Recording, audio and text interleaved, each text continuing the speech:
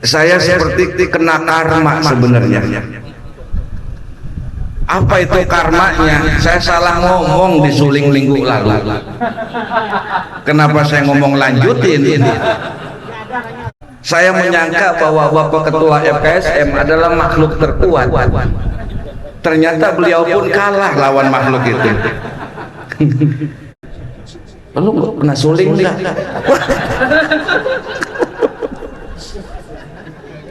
Ya suling mah saya ikut bang. Lah terus ya udah itu aja doa sama Allah tentang suling. Jadi belakang mulu bang. Jadi bawa tiang. Ya nggak apa-apa pun yang mau di depan mau belakang sama baik. Tidur saya bang. Buset. Lu gimana meminta maaf kalau bener begitu?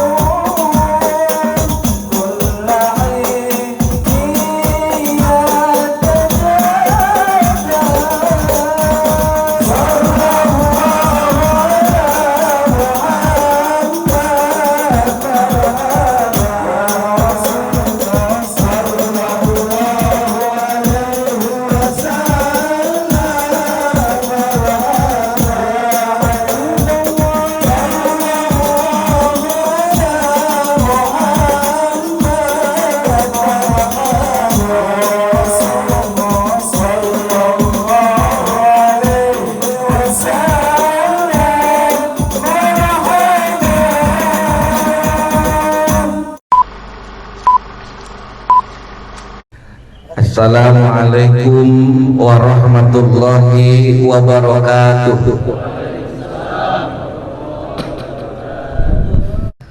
Radina billahi robba wa bil islami dina wa bil qur'ani imama wa bi muhammadin sallallahu alaihi wasallam nabiyan wa rasulah. Ilahi anta maksudi wa ridhaka matlubi a'tini wa'tina mahabbataka wa ma'rifataka.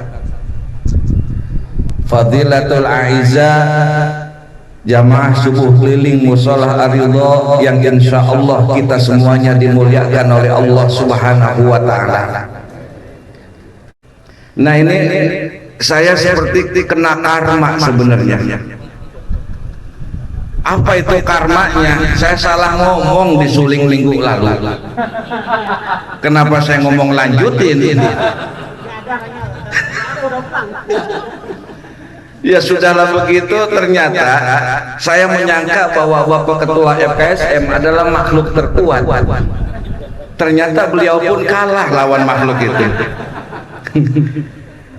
Ini sebenarnya saya sering mengkaji buku.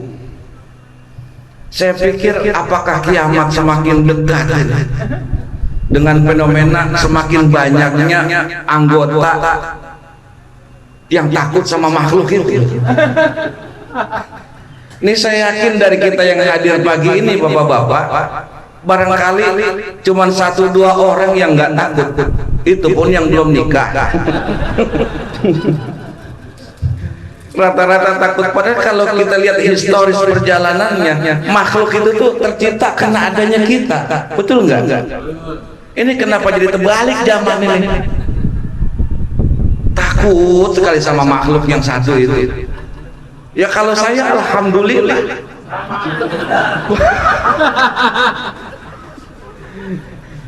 Ya udah, saya sama takut diam aja dah. Jangan cari penyakit. Ini saya disuruh melanjutkan yang kemarin. Saya juga lupa kemarin saya ngomong apa. Dan cuman kalau nggak salah, ini kan berkaitan dengan hadis baginda Nabi yang tercantum dalam kitab Riyadhus Shalihin. Dulu Pak, ada orang kalau dalam matan hadisnya itu disebutkan kana mimman kana qablakum. Ada umat sebelum Nabi Muhammad, ini kemungkinan besar umatnya Nabi Isa, karena di hadis pun nggak disebutkan umat siapa. Karena ranking kedua kalau kita bicara masalah umat adalah umatnya Nabi Musa. Jadi ranking 1 yang paling banyak umatnya itu adalah umat Rasulullah, paling banyak. Dan ranking keduanya adalah Nabi Musa alaihissalam yang memiliki umat sangat banyak, yang Rasulullah sendiri takjub dengan umatnya Nabi Musa. Nah, ada umat terdahulu yang pekerjaannya ternyata mencari kayu bakar di hutan. Pada suatu hari terjadilah mendung yang sangat luar biasa. Kayak model kita ini, karena kalau mendung angin gede nih. Ini hati-hati nih, kalau udah bicara masalah angin, ujung-ujungnya biasanya topan. Nah para jamaah sekalian, ketika dia nyari kayu, mendung sangat luar biasa, yang pada akhirnya turun hujan. Dan ketika turun hujan itu, akhirnya masuklah ke dalam gua. Nah tanpa sadar, akhirnya runtuh batu yang ada di atas menutupi pintu gua. Lah tau gak, 3 orang ini berada di dalam gua, dia bingung gua mau kemana, keluar nggak bisa jalan. Nah akhirnya dipakailah sebuah ilmu namanya ilmu tawassul. Ini kalau kita ngomong ilmu tawassul ini kan nggak semua menerima tentang ilmu tawassul, dan itu hal-hal yang lumrah. Jadi kalau malam misalnya Bapak Kiai kita Bapak Sofyan Sauri takut akan fenomena yang kejadian ya, penjajahan memecah belah umat, ini memang udah terjadi. Sebab kalau kita lihat dunia saat ini para jamaah sekalian, kalau dulu kan kalau yang namanya perang zaman dulu itu perangnya bentuknya konvensional. Harus ada senjatanya, kelihatan senjatanya, ini konvensional namanya. Nah, perang zaman sekarang ini tanpa senjata. Tanpa senjata perang zaman sekarang yang sering dibilang dinamakan dengan perang proksi namanya. Apa ya? Kalau dalam kemarin saya ikutin itu namanya cyber war. If we speak about cyber war, it is without alutsista, without any weapon, but it is about your hand and fingers like this one. Ya ada yang bilang yes. Perangnya sekarang perang cyber, karena kemajuan dan teknologi ini udah nggak bisa tertahan. Mau enggak mau, di guru-guru aja di sekolah sekarang sudah menggunakan sistem coding. Dan ini memang diarahkan seluruhnya seperti itu para jamaah sekalian. mau nggak mau ke depannya nanti, jangankan yang muda, yang sudah umur lanjut aja harus mengenal itu teknologi. Dan ternyata ketika masuk dunia teknologi, we are under control. Kita ini di bawah kontrol oleh musuh-musuh Islam yang utama, entah itu Yahudi, entah itu Nasrani. Maka mau nggak mau kudu siap. Nah makanya keberadaan FKSM kita ini Masya Allah kudu luar biasa sekali. Ya, gurunya Imam Abi Hanifah yang bernama Syekh Sofyan Sauri, ya, bukan Pak Kiai kita, namanya sama. Kalau kondisi zaman sudah datang seperti ini, satu di antara resep antisipasinya adalah luzumul jamaah, sering ngumpul, sering sholat jamaah, sering bareng, duduk bareng. Karena musuh kita nggak ketahuan. Ya barangkali, ini barangkali nih. Kalau musuh kita adalah manusia, gampang. Kita teringat bagaimana Soekarno berkata, kami telah berhasil perang melawan Belanda, kata Pak Karno. Musuh kami adalah Belanda. Tapi musuh kalian wahai generasi Indonesia, musuh kalian adalah diri kalian sendiri. Kan sangat luar biasa ini. Dan musuh kita saat ini nggak kelihatan. Kalau makhluk halus barangkali ya mana yang makhluk halus kelihatan nggak Pak? Halus nggak kelihatan. Nah musuh kita saat ini lebih halus dari makhluk halus. Bayangin, ini gimana ini? Lebih halus dari makhluk halus. Cyber luar biasa sekali, pencet totol tangan kita begini dengan sistem AI zaman sekarang. Kemudian banyak aplikasi kayak ChatGPT, ada lagi aplikasi Gemini, ada lagi Agnes, apa itu namanya? Ini kita mau searching apapun nyampe. Orang mau dipermak wajahnya sejenis apapun bisa. Akhirnya kan rame sekarang bullying, bahwa bully ini menjadi penyakit yang luar biasa sekali. Dulu kita pesantren dibully kayak macam-macam, nyantai aja. Coba zaman sekarang bully, sedikit bully masuk penjara, sedikit bully masuk penjara. Wah salah polisinya Tomong kayak gitu aja penjara. Polisi cuma menjalankan aduan masyarakat. Berarti yang salah siapa? Masyarakatnya. Enggak, masyarakat ngalamin apa? Makhluk halus yang lebih dari makhluk halus tadi. Kita balik ke pertemuan ini. Masalahnya udah siap soto ini.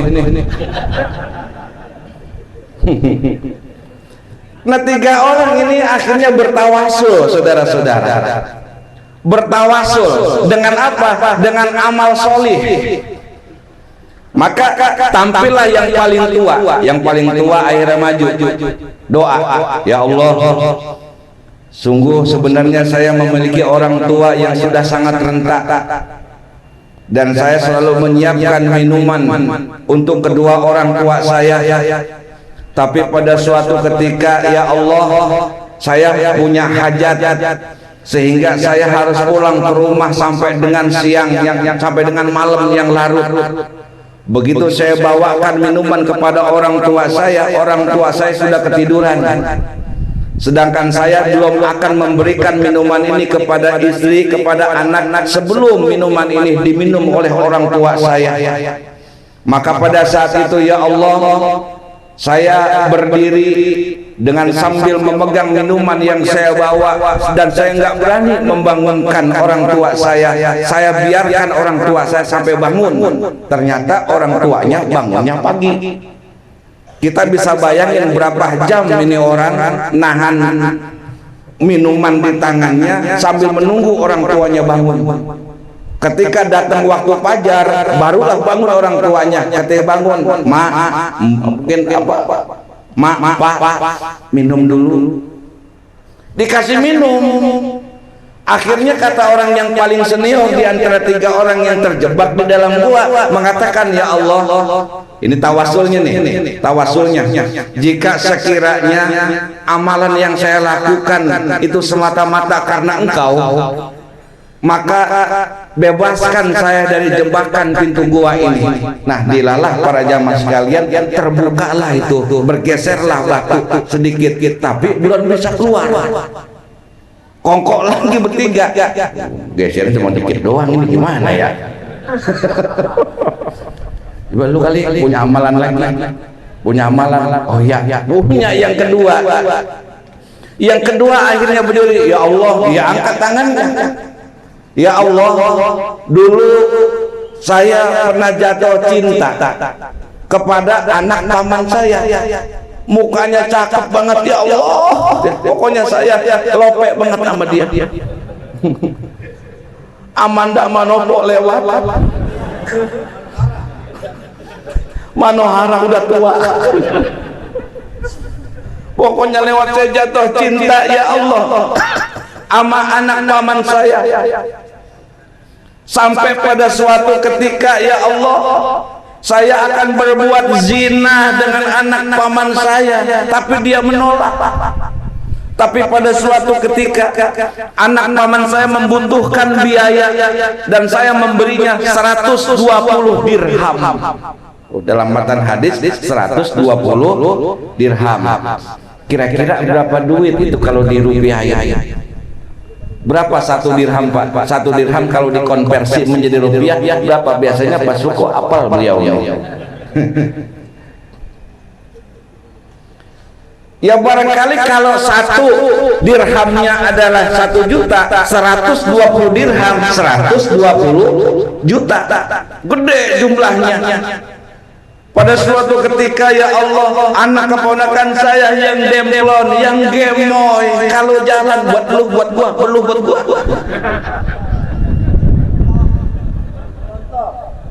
Botoknya enggak ketulungan. Dia butuh uang dan saya memberinya dengan syarat dia melayani saya dan dia mau, ya Allah. Tapi begitu saya sudah mampu menguasainya, ini kalau baginda Nabi bilangnya kan begini. Beda sama bahasa kita nih. Udah kayak orang nyembah. Zaman dulu ada namanya sumur ini yang bundar itu, sumur timba. Kita kalau sumur timba gimana, Pak? Dikeluarin, dimasukin gitu kan? Kita masukin, ada ketemu air, kita tarik, masukin lagi. Nah, ini nggak diterangin pada apa ini? Saya udah siap, ya Allah, tinggal assalamualaikum doang. Tapi begitu saya mau masuk, ponakan saya bilang, ya Allah, paman, apakah engkau nggak takut kepada Allah? Mendengar kata-kata itu, ya Allah, hamba bergetar, hamba takut, enggak jadi, ya Allah, padahal hamba udah ini banget, pengen banget ini. Ya Allah, jika sekiranya itu ada sebuah kebaikan dan hamba melakukannya semata-mata karena Engkau, ya Allah, geserin pintu gua, ya Allah. Pak, itu geser itu pintu gua, geser. Dicoba-cobain kan awaknya pada gemuk, kagak muat rupanya. Ini nggak muat aja bang, dia bang gimana ya? Ya udah, harapannya lu satu-satunya, lu punya amalan nggak? Itu dia, saya jarang banget cengnya. Lu pernah suling nggak?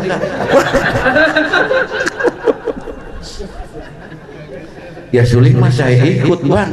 Lah terus ya udah itu aja, doa sama Allah tentang suling. Saya di belakang mulu bang. Saya di bawah tiang. Ya nggak apa-apa, punya mau di depan mau belakang sama baik. Tidur saya bang. Buset, lu gimana meminta maaf kalau bener begitu? Nah akhirnya para jamaah sekalian maju yang ketiga. Apa yang ketiga ini? Ya Allah, dulu hamba punya bujang. Punya bujang itu punya apa namanya? Pembantu. Hamba punya bujang beberapa orang, ya Allah. Setiap bulan hamba tunaikan itu gajinya si bujang. Hamba tunaikan, dan pernah ada satu orang, ya Allah, yang belum saya sempat gaji pulang ke rumah karena orang tuanya sakit. gajinya saya tahan ya Allah, saya tungguin sebulan, 2 bulan, setahun kagak datang itu pembantu saya kancelep. Ini ngomong kancelep apa nih kancelep? Hilang. Enggak kelihatan juntrungannya ya Allah. Akhirnya uang gajinya itu hamba investasikan, hamba kembangkan ya Allah, hamba usahakan sehingga menjadi banyak itu harta gajinya. Jadi gaji pembantunya yang pulang enggak dimakan Pak, tapi dikembangkan oleh orang-orang. Begitu menjadi banyak bakor, kalau dalam matan hadisnya yang jadi ratusan onta, ratusan sapi, ratusan kerbau, ratusan kambing dari gaji orang tadi. Dan pada suatu ketika ya Allah, pembantu saya nyampe ke rumah nanyain gajinya, Tuhan mana gaji saya, dulu saya belum sempat ngambil. Kemudian saya bilang ya Allah kepada pembantu saya yang minta gajinya, itu onta-onta, sapi-sapi, kerbau-kerbau, kambing-kambing yang kamu lihat itu punya kamu semuanya. Nggak percaya rupanya. Oh ilok lah. Ya, ini ngomong ilok, paham nggak ilok? Kalau nggak paham ilok, abong. Abong bang, ilok. Lu nggak percaya, itu punya kamu semuanya. Yang bercanda apa bang? Gaji itu bang berapa duit? Jadi banyak kayak gitu. Gua kembangin. Gaji ente dulu nggak anak makan. Gaji ente anak beliin ini, anak piara, jadi semua. Akhirnya ya Allah, pembantu saya ngambil semua hartanya, nggak ditinggalin. Ini beneran begitu Nabi bilang, enggak dia sisain 1 ekor pun ya Allah, diangkut semuanya. Kalau memang itu ya Allah sebuah kebaikan dan saya melakukannya semata-mata ingin mencari ridhomu, ya Allah geserin pintu gua ini, kayak belum malampir, jalan sendiri. Akhirnya cobain muat enggak? Ya, muat ini bang, emang ayo keluar. Akhirnya ilmu tawasul itu. Maka dalam beragama para jamaah sekalian, dalam beragama ini enggak lepas dari mistis namanya. Contoh misalnya yang bersifat mistis ya, barangkali ada ulama besar kita dari Banten Tanara, Syekh Imam Nawawi. Syekh Imam Nawawi kan luar biasa di Banten, di Mekah. Beliau tinggal di Mekah, menjadi sangat luar biasa. Begitu kerajaan Saudi ingin menggali kuburan, karena biasanya kalau menggali kuburan kan kudu dipindahin nih. Oh ini udah jadi debu, dipindahin. Nah ternyata Syekh Imam Nawawi ini jasadnya masih utuh, padahal beliau dikuburkan sudah ratusan tahun. Jasadnya utuh. Ini kan kalau pakai ilmu akal nggak nyampe kita. Sebab nggak mungkin yang namanya binatang tanah, cacing dan teman-temannya, ya ada ular, ada akrob itu skorpion apa? Kalajengking. Ini kagak mungkin ini. Kalau tanpa komando, pasti ada yang mengomandokan, ada yang memerintahkan binatang tanah agar jasad si fulan tidak dimakan. Syekh Imam Nawawi masih utuh jasadnya. Kemudian lagi ada konon kemarin Mbah Maimun Zubair digali begitu karena sudah genap 1 tahun, biasanya dipindahin, begitu digali masih utuh menggeledak. Ya yang udah jadi tulang belulang juga banyak. Ini kan artinya nanti kalau dalam ini apa namanya, kalau dalam ilmu beragama ada yang sifatnya mistis, sampai orang-orang Arab aneh, ini kok begini ya, karena mayoritas kan Wahabi. Kalau Wahabi itu biasanya cuma ahlu zohir.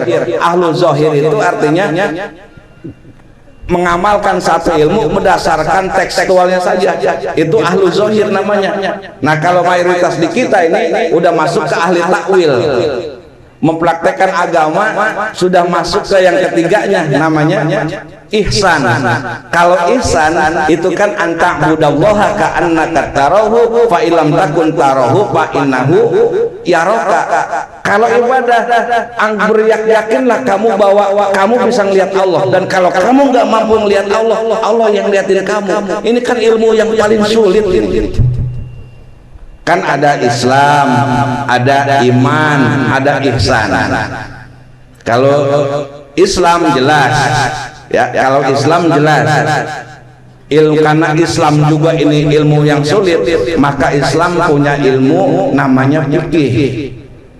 Berkaitan dengan ilmu fikih, ilmu jasadi, ilmu syariat. Untuk bisa Islam harus bisa ilmu fikih, ilmu syariat namanya, karena ngurusin badan semuanya.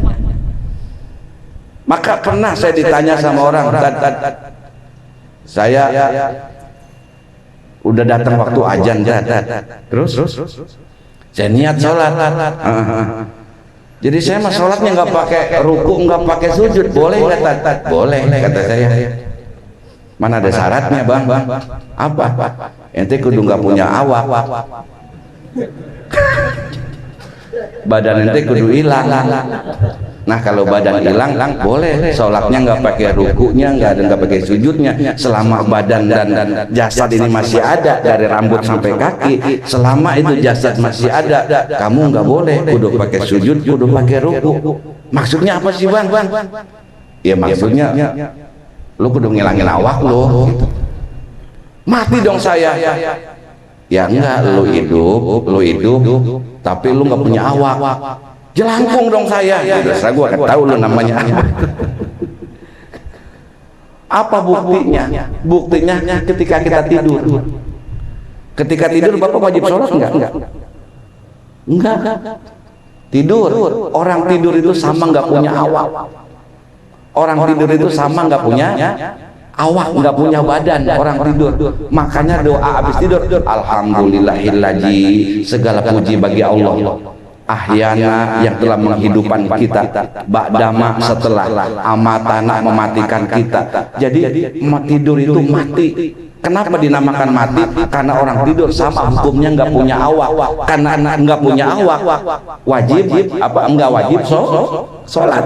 Nah Bapak kalau pengen nggak sholat udah tidur, kayak Mbak Surip, bangun tidur lagi, bangun tidur lagi, bangun. Mbak Surip nggak sholat, tidur mulu, dia kapan melek? Jadi beragama kudu ada yang bersifatnya mistis. Makanya alladzina yu'minuna bil ghaib. Orang yang bertakwa adalah orang-orang yang percaya, yakin dengan adanya yang gaib. Yang gaib ini mistis. Malaikat mistis. Ayo bapak-bapak, ada yang udah pernah ngeliat malaikat? Ayo Pak. Kan agama ngajarin kita, di malaikat di sebelah kanan kita, malaikat raqib mencatat kebaikan. Di sebelah kiri kita ada malaikat atid mencatat keburukan. Bapak mau nggak ngeliat malaikat? Ayo, cung, yang mau ngeliat malaikat cung. Ini saya ajarin nih. Benar ilmu mahal ini. Enggak ada dapat di Alfamart. Ayo, ada yang mau ngeliat malaikat cung? Enggak ada. Malaikat pertama yang bakal kita lihat adalah malaikat Israil. Loh, lebay ini buntung gua nggak ngacung. Kalau gua ngacung alamat gua nih. Malaikat Israil yang pertama. Israil tugasnya adalah qabdul arwah, mencabut ruh. Waduh, kalau ketemu dia mah udah game over. Dan nggak ada cerita berikutnya, tamat mungkin di end kalau kayak film. Mistis. Nah yang kedua iman. Iman ini kita dipaksa 6 perkara: iman kepada Allah, iman kepada malaikat, iman kepada rasul-rasul, iman kepada kitab-kitab, iman kepada hari akhir, iman kepada qada dan qadar. Ini perkara sulit semuanya. Karena perkara sulit, akhirnya kudu ada disiplin ilmunya. Dan disiplin ilmunya adalah ilmu tauhid. Ilmu tauhid berarti ilmu hakikat. hakikat. Alhaakumut takatsur hatta zurtumul maqabir kalla sawfa ta'lamun tsumma kalla sawfa ta'lamun kalla law ta'lamuna ilmal yakin pertamanya. Tapi yakinnya nggak disebutin, maksudnya yang satu yakin, kudu yakin sama percaya. Yakin nggak Pak sama Allah? Yakin, bagus. Setelah dapat yakin harus masuk ke ilmu yang kedua, ilmu yakin. Apa itu ilmu yakin? Keyakinan kita kepada Allah berdasarkan dalil baik Al-Quran maupun hadis. Bang yakin, Bang yakin kalau Allah itu ada? Oh, yakin gue sama Allah ada. Dalilnya apa Bang? Dalilnya apa? Oh, lupa. Jawabannya ohnya panjang. Oh, lupa. Wa ilahukum ilahun wahid, dan Tuhanmu adalah Tuhan yang satu. Itu dalilnya. Yakin itu. Qul huwallahu ahad. Katakan Allah itu ahad. Sebelum ada lafal Allah ada lafal hu. Dalamin lagi itu ilmu itu untuk bisa ke tauhid. Qul, katakan Muhammad hu Allah ahad. Nanti ahad kalau sudah keluar ke dunia jadi Ahmad. Nah, ya jangan sok pusing lah, udah jangan sok pusing sih, jangan pusing.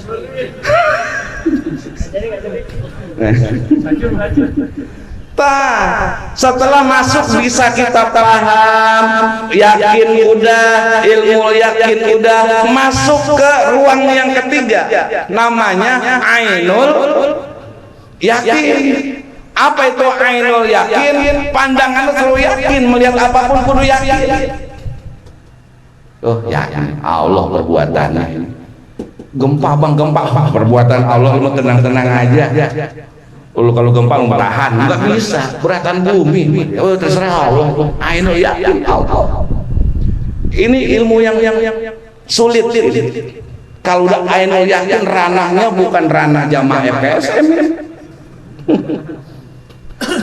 Kalau ini sudah kata masuk ke ilmu yang keempat, bagian keempat dari keimanan, namanya hakul. Ini para nabi, ini para nabi. Nabi Ibrahim aja dalam Al-Quran kan ada kata apa? Rabbi arini kaifa tuhyil mauta.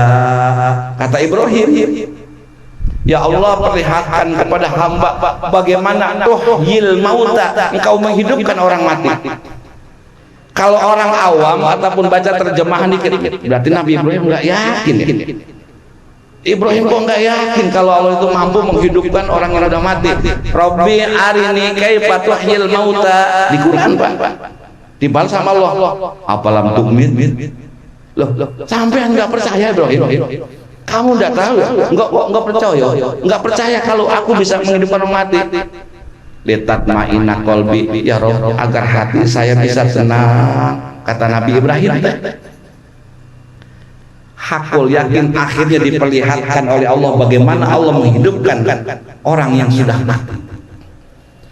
Nabi Muhammad SAW ketika peristiwa Isra wal Mi'raj, beliau bertemu dengan ini. Bahkan Nabi ketemu sama ayam, bapaknya ayam.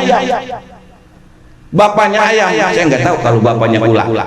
Bapaknya Pak Suko, beliau banyak kali-kali dah. Ini jamaah FSM nih ya. Kan beliau ini ketua paguyuban. Kali-kali bapak sowan ke rumah beliau. Ya, man perlu tahu dulu, sebab kalau bapak nggak tahu, bapak bisa kalap sendiri, bisa sawan.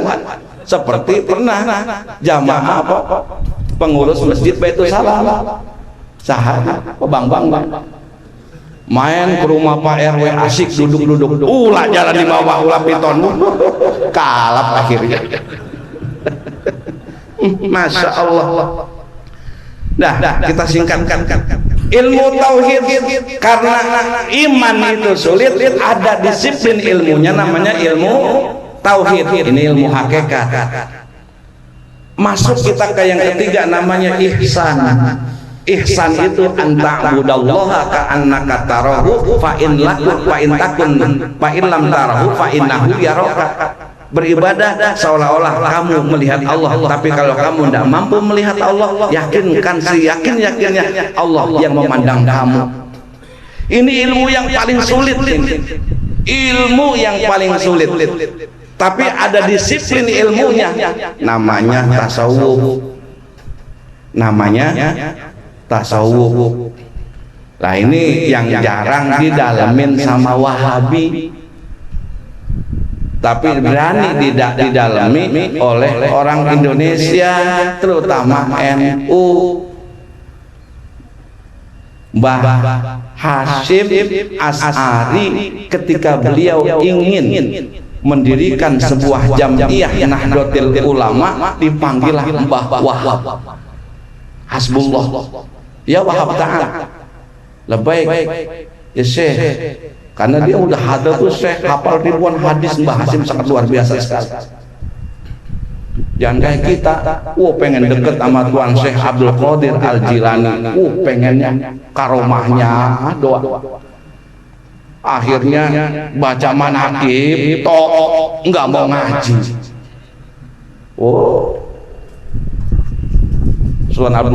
Tuan Syekh ngamuk, marah harus ngaji.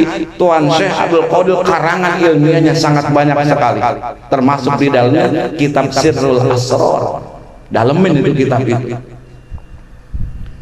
Tasawuf untuk apa? Mempelajari ihsan itu.